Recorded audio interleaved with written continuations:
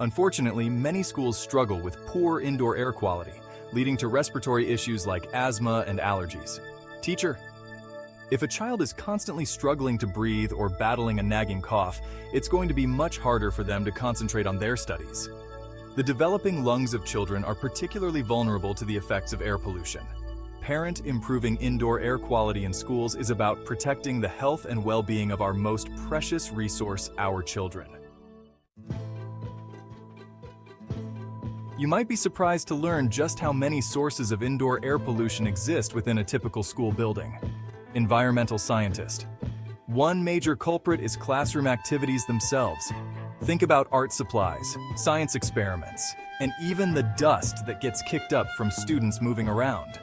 Building materials such as carpets, paint, and furniture can also off-gas volatile organic compounds, or VOCs, which can irritate the lungs. Environmental scientist cleaning products, while necessary for maintaining hygiene, can also contribute to poor indoor air quality.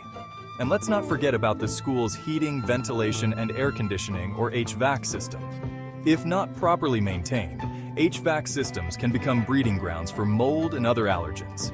Environmental scientist.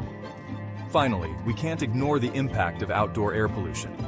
Schools near busy roads or industrial areas can experience significant infiltration of outdoor pollutants. Addressing these sources is crucial for creating a healthier learning environment. We've talked about the sources of indoor air pollution in schools, but what exactly are these pollutants, and how do they impact our health? Particulate matter, or PM, is a major concern. These tiny particles can penetrate our respiratory system. PM2.5 particles are especially harmful. They lodge deep in our lungs, causing health issues. VOCs from building materials and cleaning products also pose risks. They can cause irritation and headaches. High CO2 levels indicate poor ventilation. This can lead to drowsiness and concentration problems. Understanding these pollutants helps mitigate their impact.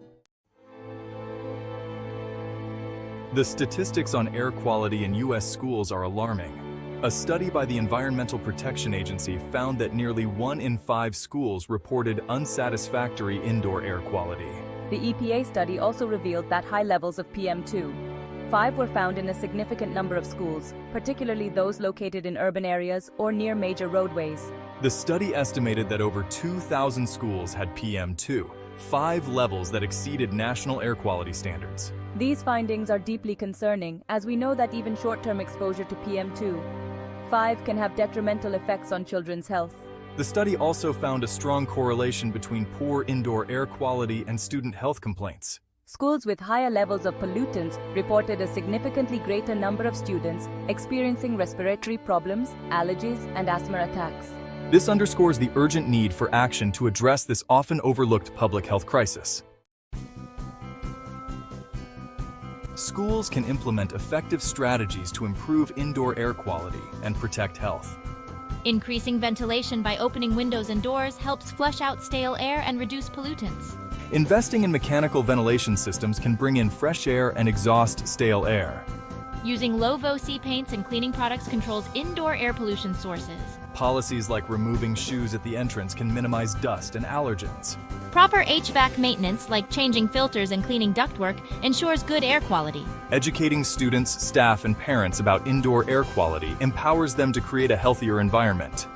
Investing in air purifiers like Cirrus Filtration C500HD can significantly reduce indoor pollutants. These strategies can significantly improve school air quality. Improving air quality in schools is not just a matter of comfort.